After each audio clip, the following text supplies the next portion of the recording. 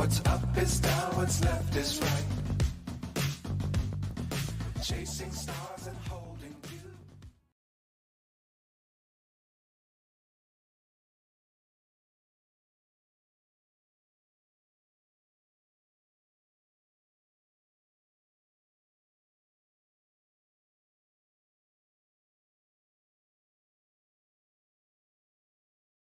Well, hello again, everybody, and welcome to the Ed Kilgore Show. And what a game.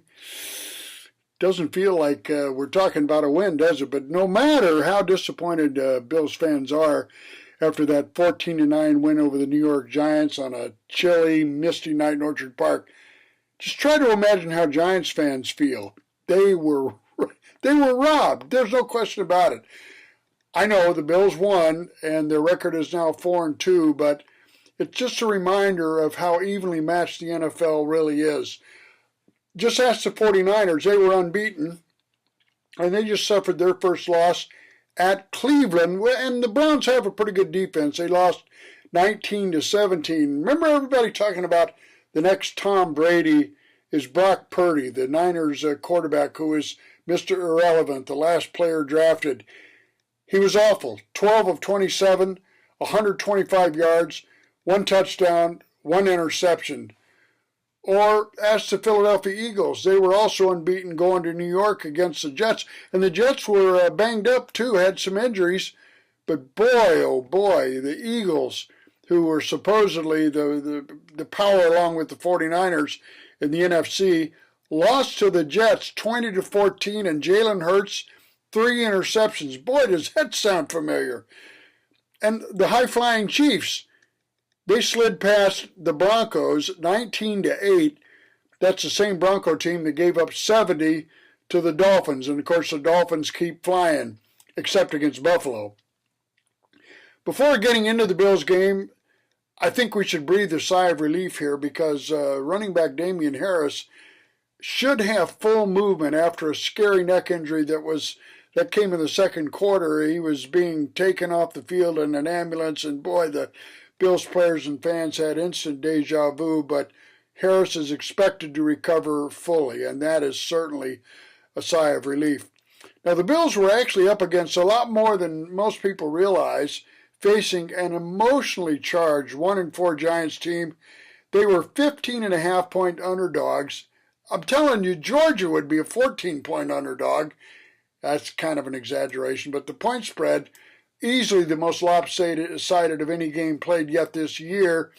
Not only that, former Bills offensive coordinator Brian Daboll, who basically built the offense the Bills still are pretty much using, he's now the Giants head coach. And this guy, Daboll, knows Josh Allen's strengths and weaknesses like few people alive.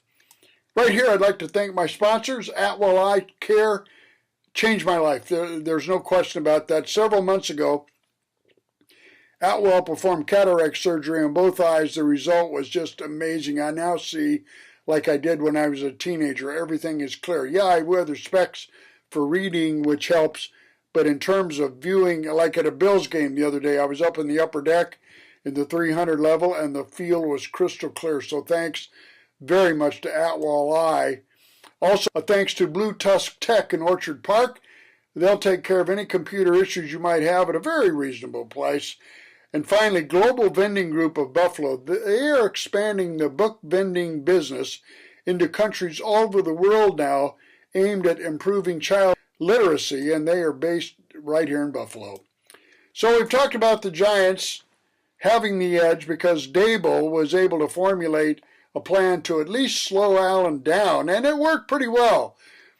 The X factor, former Bills quarterback Tyrod Taylor got the start. Daniel Jones was out. Now, actually, I think that was bad news for the Bills for a couple reasons. Jones can be very streaky and good, and he's very mobile, but he turns the ball over, and as all Bills fans know, that's not Tyrod Taylor. He protects the rock. He may not launch a lot of downfield rockets, but he has some good touch, and he didn't throw any picks at all. I add to that the motivational factor, facing a team that lets you go, and, it can be a problem.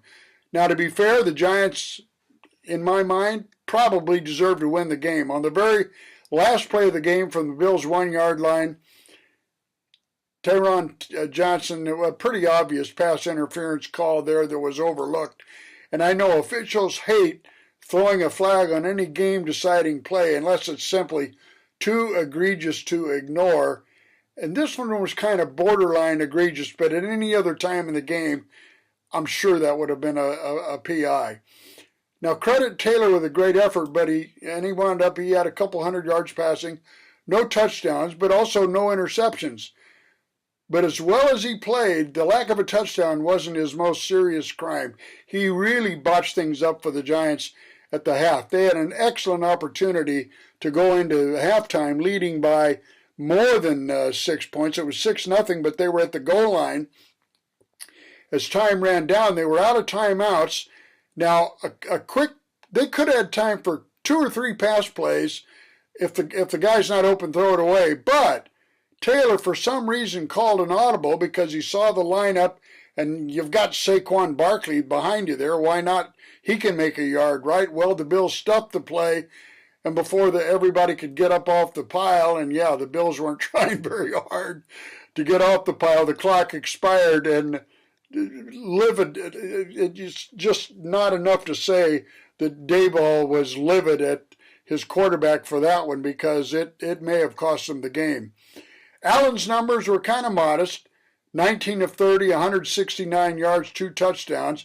He also did have an interception, although it was on a tip ball and a good play. He ran only twice, picked up 11 yards. There was also a scary moment in the second quarter.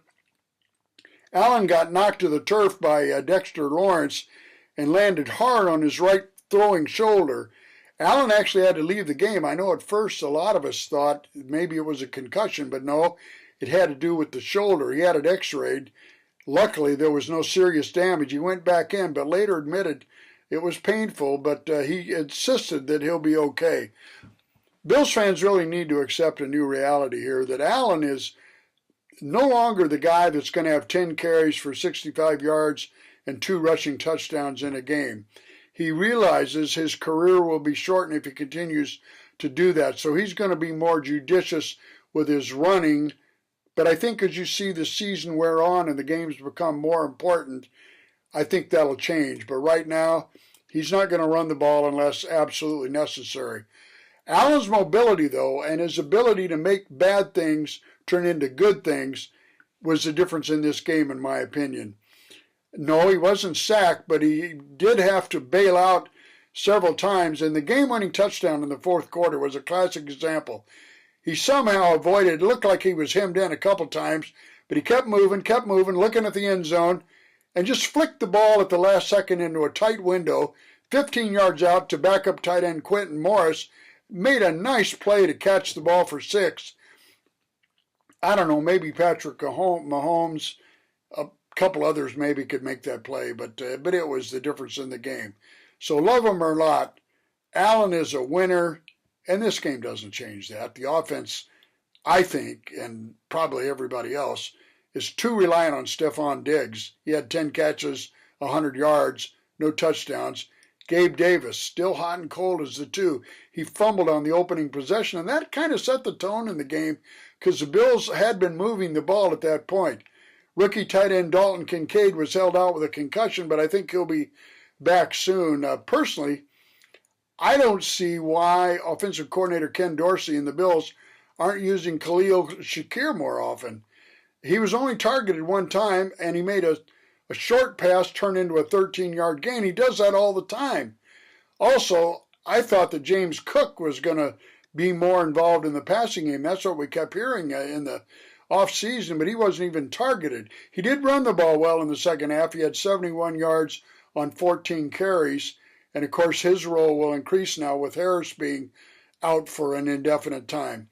Now the Bills' D, although they did allow some big chunk runs in the second half to Barkley, but the defense was terrific, keeping the Giants without a touchdown. And I know, the Giants' offensive line is a mess, but some young Bills stepped up. Tyron Johnson, who may be the most underrated player the Bills have, 15 tackles. Linebacker Terrell Bernard continued to show the Bills knew what they were doing by letting Tremaine Edmonds go. Bernard, 12 tackles, including 3 for losses, and rookie linebacker Dorian Williams, who didn't play well against the Jags in London, had his best day as a pro. He was in on 10 tackles. The negative view going into the rest of the Bills season is that the offense has regressed, and the D isn't the same without Matt Milano, Trey White, Daquan Jones. But let's not forget, Greg Rousseau is back. He looked very good. And Von Miller is looking much quicker than he did the previous week in London. And I think the D, at the very least, should be able to pressure quarterbacks going forward. And they're going to be facing some good ones soon, not necessarily next week. There are no super teams in the NFL right now. That's a myth. The Bills are every bit as capable of winning as anybody, as long as Allen stays healthy. Bills' next stop is at New England. The Bills are 9.5-point favorites. Do not assume anything. Thanks again to Atwell Eye for improving my vision, Blue Tusk Tech for your computer needs, and Global Vending Group of Buffalo for their worldwide literacy program. And we'll see you soon.